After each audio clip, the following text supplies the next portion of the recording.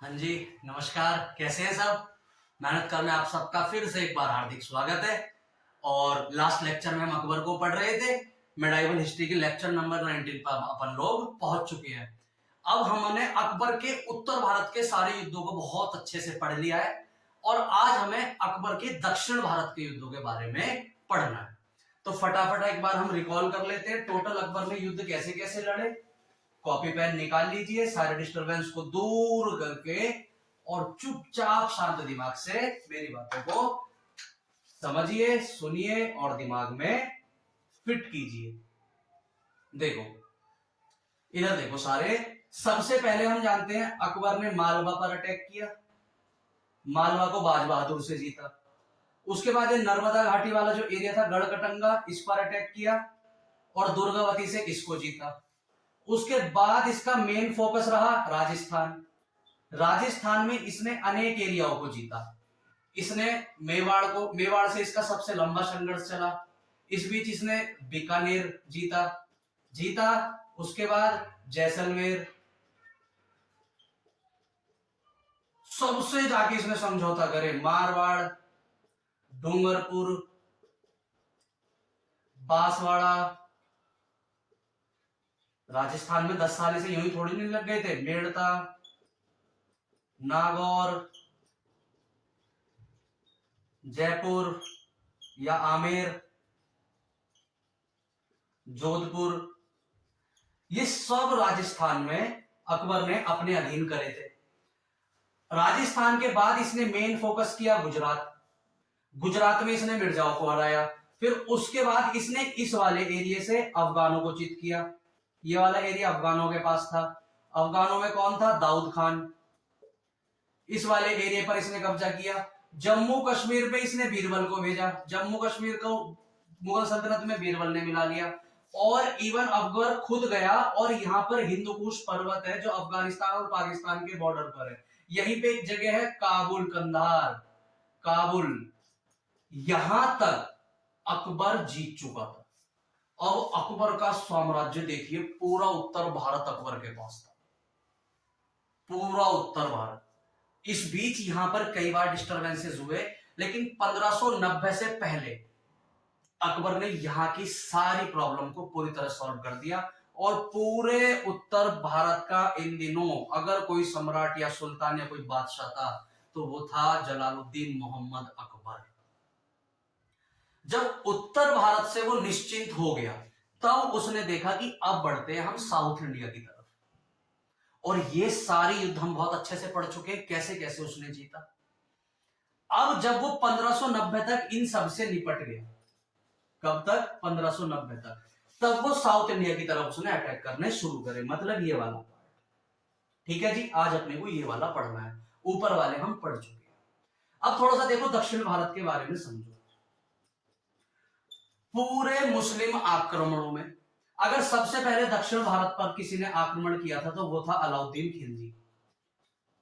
आप अगर पीछे का रिवाइंड करेंगे तो जब हमने अलाउद्दीन खिलजी को पकड़ा था तो पकड़ा कह रहा हूं, पकड़ेंगे क्यों जी, जब अलाउद्दीन को पढ़ा था तब मलिक काफूर को भेजा गया था दक्षिण भारत, और दक्षिण भारत में आके मलिक काफूर ने पूरे भारत को जीता था, पूरा दक्षिण भारत। तो अगर पूरे मुस्लिम आक्रमण इन मुस्लिमों में सबसे पहले अगर दक्षिण भारत को किसी ने जीता था तो वो कौन था? अलाउद्दीन खिलजी।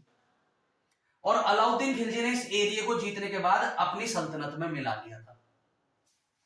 खिलजियों के बाद आए तुगलक, और तुगलकों में दूसरा शासक आया था मोहम्मद बिन तुगलक। मोहम्मद बिन तुगलक के समय तक ये साउथ इंडिया इनका उत्तर भारत के राजाओं का पार्ट था। लेकिन जब हमने पढ़ा है मोहम्मद तुगलक के जब अंतिम दिन चल रहे थे तब साउथ इंडिया से दो बहुत बड़े साम्राज्य, एक बहुमनी वंश या बहमनी और दूसरा विजयनगर वंश, ये इन मुगल सल्तनत कह रहा हूं, दिल्ली सल्तनत से टूटकर अलग हो गए थे। और इन दिल्ली सल्तनत को टूटने के बाद ये वाला एरिया पूरा हो गया था इनका, बहमनियों का, और ये वाला एरिया हो गया था विजयनगरों का, जो उत्तर भारत के शासक से अलग हो गए थे। तो क्योंकि ये स्वतंत्रता से राज कर रहे थे तो इसलिए अकबर ने बोला कि इनको भी दोबारा जीत के उत्तर भारत में मिलाया जाए। लेकिन इन दिनों अगर आप अच्छे से इतिहास पढ़ेंगे तो जानेंगे कि बहमनी वंश पूरी तरह खत्म हो गया, क्योंकि वो आपस में एक दूसरे से लड़ते रहे, और विजयनगर साम्राज्य भी धीरे धीरे धीरे धीरे खत्म होता चला गया। अकबर के समय ये बहमनी साम्राज्य नहीं था, ना ही विजयनगर साम्राज्य था। तो सवाल आता है कि अकबर के समय क्या था, तो उसको समझते हैं। पहले हमने क्या पढ़ा कि दक्षिण भारत पर सबसे पहले अटैक करा अलाउद्दीन खिलजी ने, उसका प्रमुख सेनापति मलिक काफूर था।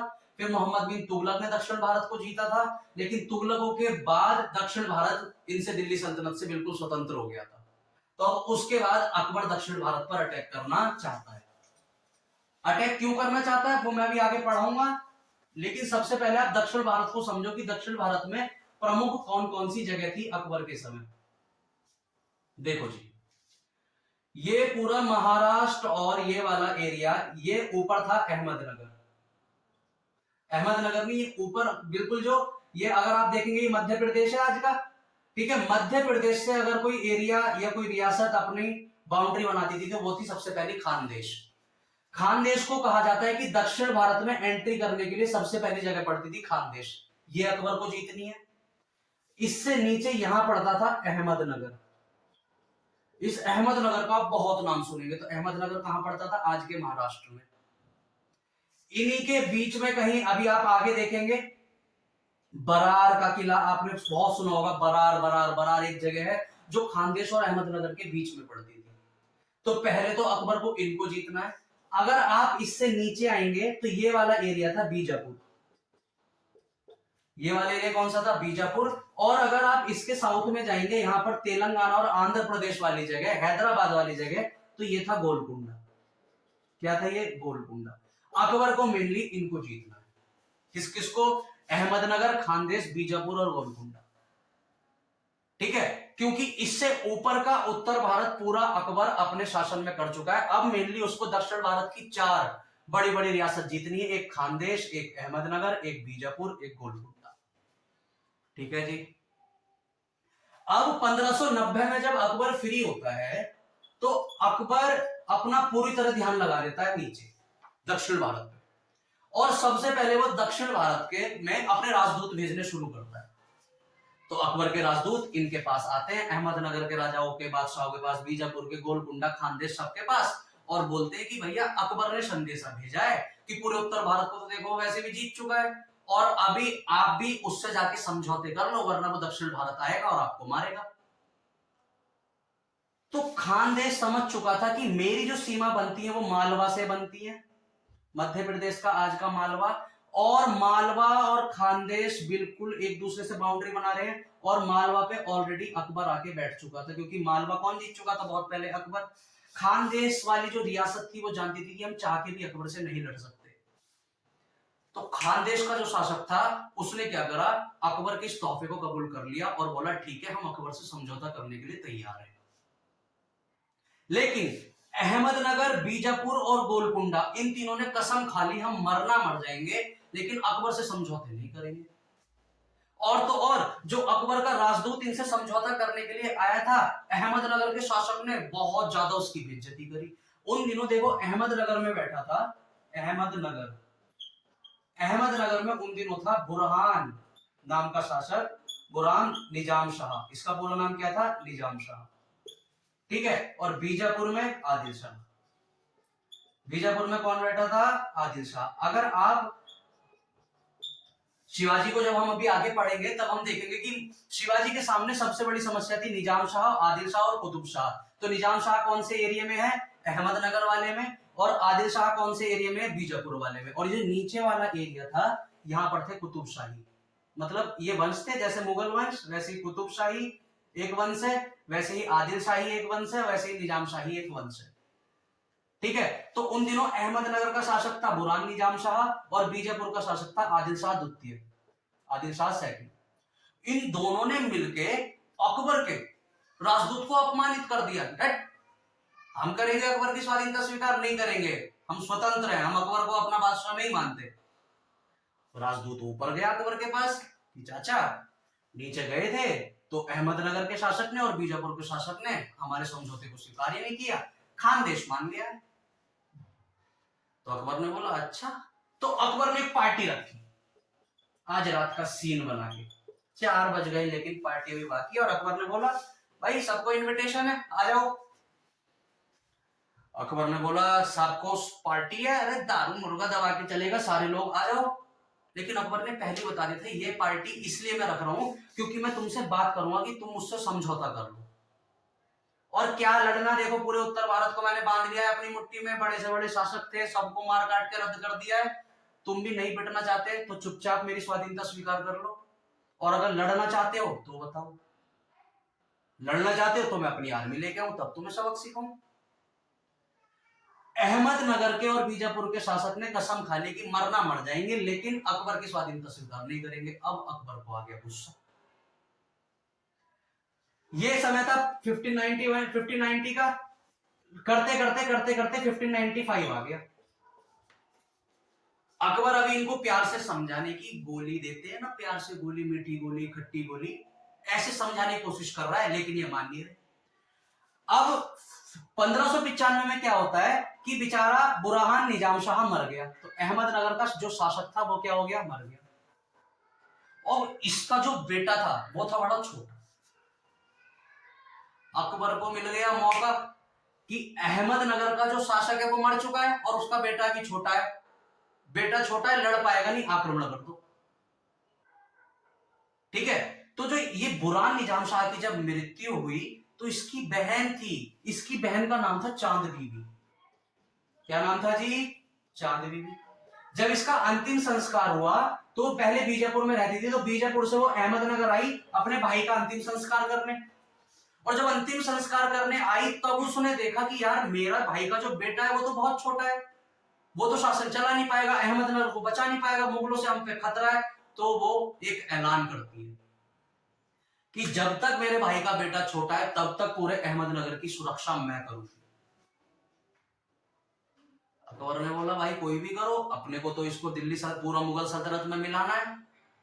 वो चांद बीबी से समझौते के लिए संदेश भेजता है कि चांद बीबी देखिए, आप इतनी सुंदर, इतनी वीर महिला हैं, आइए चुपचाप जो भी आपको खाना पीना है खाइए, क्या लड़ाई वड़ाई करनी, दोस्ती का व्यवहार रखते हैं, लड़ाई से क्या फायदा।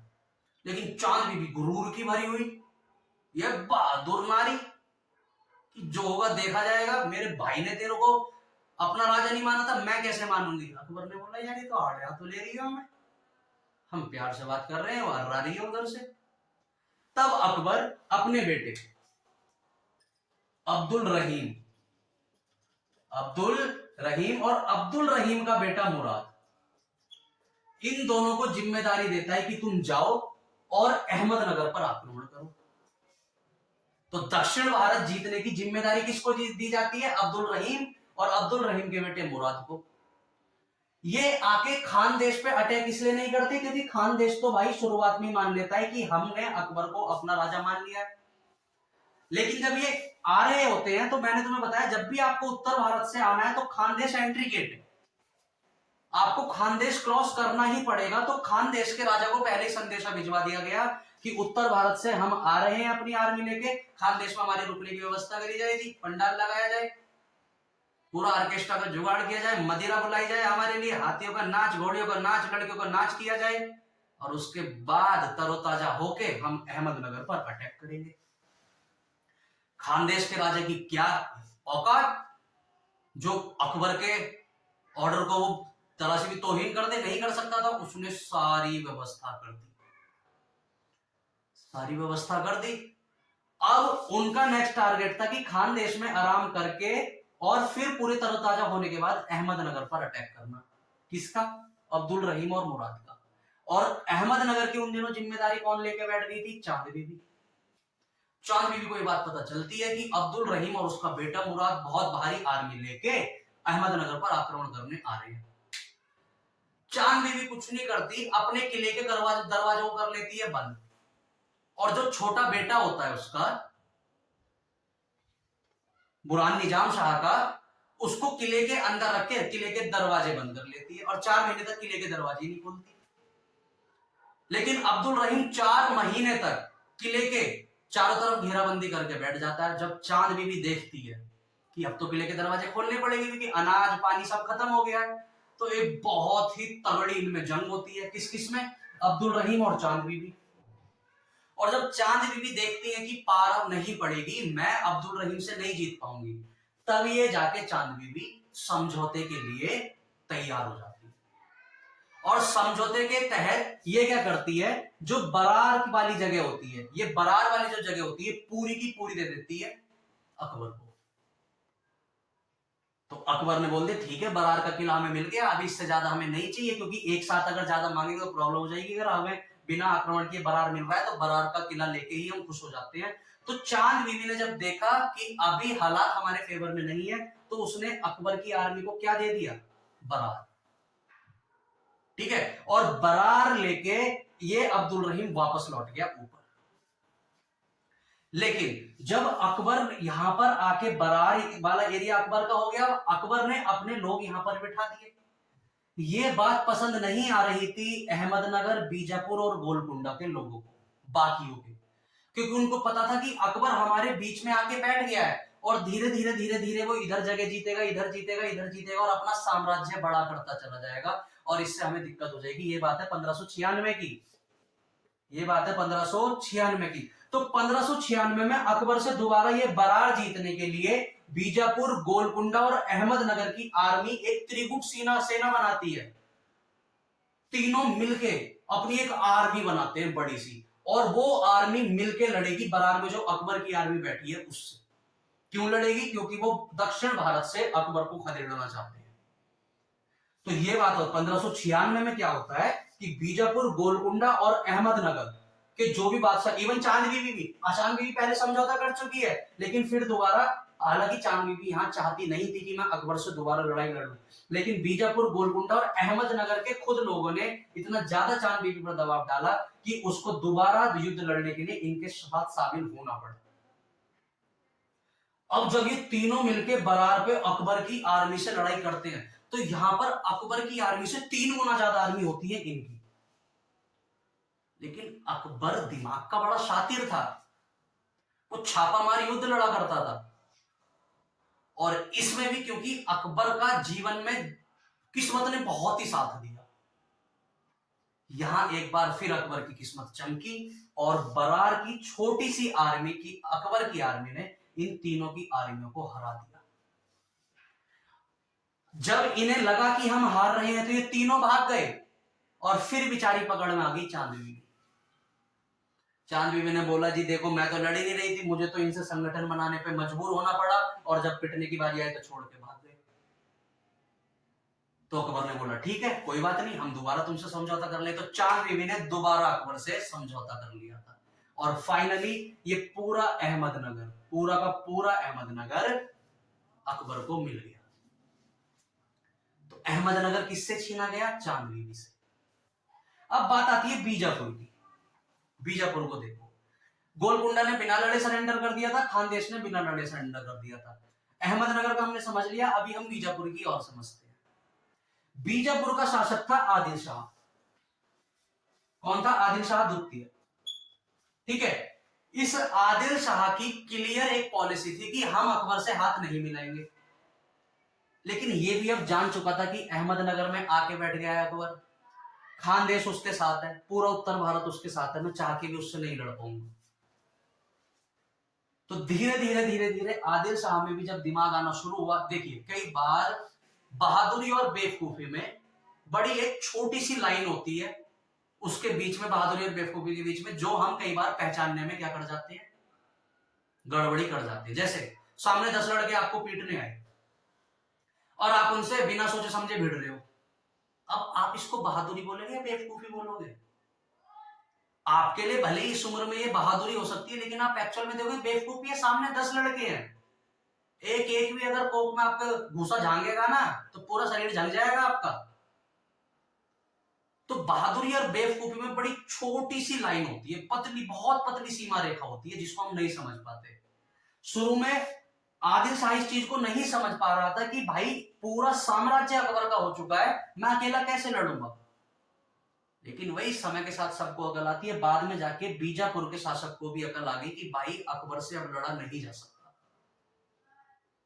तो जब देखा अकबर से नहीं लड़ा जा सकता तो इसने भी अकबर से समझौते कर लिए। लेकिन इस बीच पता नहीं खानदेश का क्या दिमाग घूमा, खानदेश का समझ ही नहीं आया इसका क्या दिमाग घूमा। अकबर सारा ये जीत जात के जब ऊपर गया तो खानदेश ने विरोध कर दिया अकबर का कि हम अकबर को राजा नहीं मानते, ये है वो है। अकबर ने बोला भाई तेरे को क्या हुआ, तुझे तो ठीक ठाक तूने हमारी युद्ध में सहायता करी, सारे युद्ध तूने हमें जितवाए, अब तेरे को क्या हो गया जो तू कह रहा है अकबर को हम राजा नहीं मानते, ये है वो है। खानदेश ने बोला मैं ये नहीं, हमें अपना राज्य चाहिए, हम तुम्हें अपना सुल्तान नहीं मानेंगे, बादशाह नहीं मानेंगे, जो भी हो जाएगा। अकबर ने कही अच्छा हमसे पंगा, रुको जरा सब्र करो।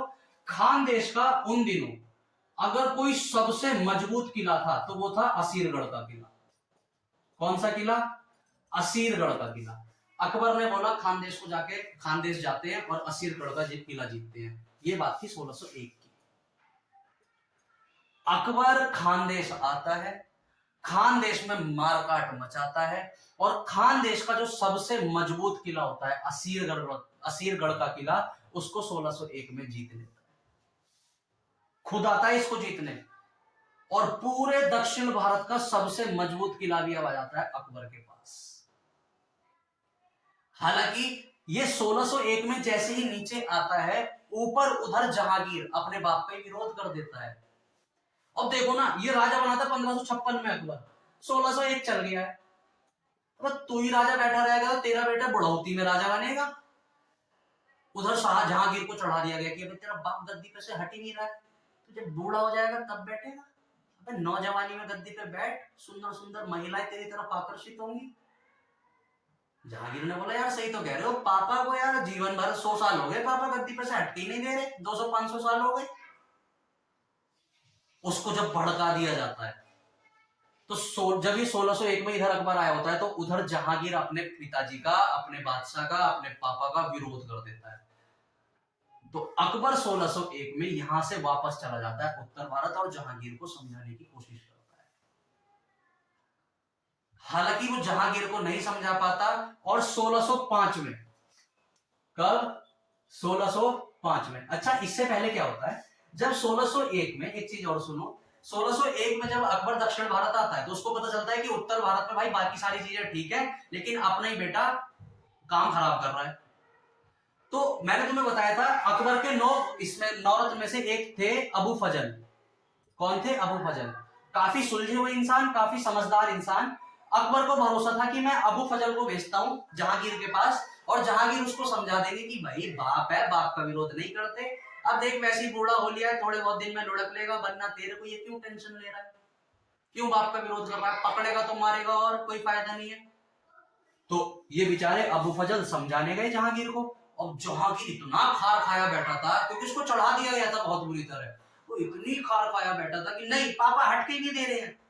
जब बेचारे अबू फजल उसको जहांगीर को समझाने गए तो जहांगीर ने अबू फजल को ही मरवा दिया, अबू फजल की मृत्यु करवा दी। और इस बात से जब इसके अकबर के तीतर उड़ गए थे बस। लेकिन क्या करे, औलाद तो अपनी, सिक्का तो अपना वोटा, तो औरों को क्या बोले।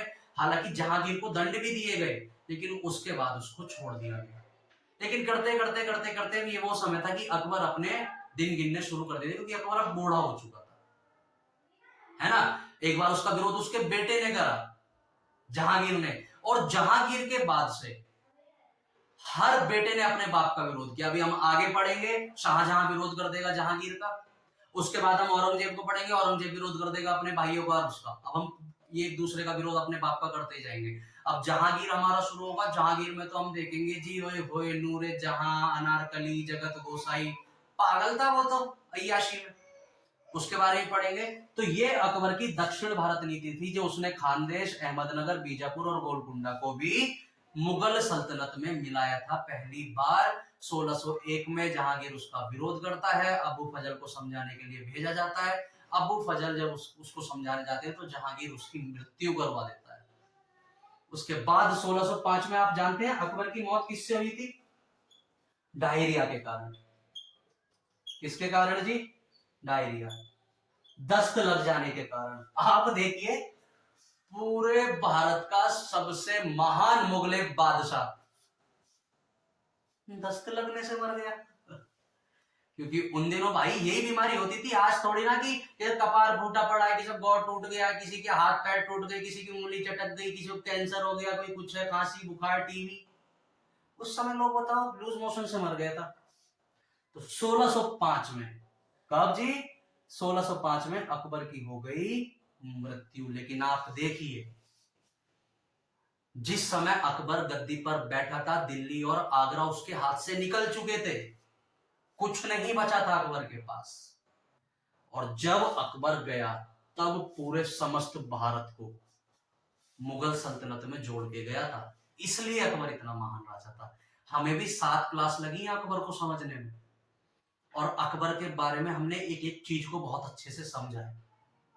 शुरुआत में हमने उसके जन्म देखे, फिर 1560 से 62 तक में, 1560 तक बैरम खान, फिर 62 तक महामंगा, फिर उसके बाद उसने लाइन से बहुत सारे सामाजिक काम करे, फिर बुक सेक्युलर राजा कैसे था हमने वो पढ़ा, फिर उसकी टैक्स प्रणाली पढ़ी, मुद्राएं पढ़ी, मुद्राएं के बाद हमने उसके 9 रत्न पढ़े, और 9 रत्न के बाद हमने उसके सारे युद्ध पढ़े। ठीक है जी। अब कल की क्लास में हमारा कौन शुरू हो जाएगा? जहांगीर। जहांगीर ज्यादा लंबा नहीं चलेगा, अब तो छोटे छोटे राजा हैं। सबसे बड़ा राजा इसमें हमारा अकबर ही था। ठीक है जी। अच्छे से सब लिखते रहिएगा। ये खानदेश, अहमदनगर, बीजापुर, गोलकुंडा नाम आपके सामने बार बार रिपीट होंगे। जब हम मराठाओं को पढ़ेंगे, बरार, अहमदनगर, तोरण किला, ये सारी चीजें फिर रिपीट होंगी। ये सारी इस एरिया में पड़ती है। देखिए, हिस्ट्री, ज्योग्राफी बिना मैप के बिल्कुल रद्द है। तो आपको इन सब्जेक्ट्स को पढ़ने के लिए मैप की नॉलेज जरूर होनी चाहिए। इसलिए तो बोला जाता है कि मानचित्र पढ़िए। कंपटीशन एग्जाम्स में मानचित्र की नॉलेज होनी चाहिए। ठीक है। अब मेरे पे डिजिटल बोर्ड नहीं है, वरना मैं वहां पे मैप की क्लास भी अच्छे से आपको थोड़ा समझा दूं, लेकिन आगे जाके डिजिटल बोर्ड लेंगे तब वहां पे मैप की क्लास भी हम सारी मानचित्र की क्लास भी अपलोड करेंगे, क्योंकि वहां से हमारी हिस्ट्री और ज्योग्राफी बिल्कुल आसान हो जाती है अगर हमें नक्शे समझ आ जाए सारे। ठीक है जी। तो अकबर का अच्छे से नोट्स बनाना, सारे युद्ध लिख लेना, और कोई प्रॉब्लम है तो मेरे को कमेंट करना मत भूलना। ठीक है, चलिए, थैंक यू।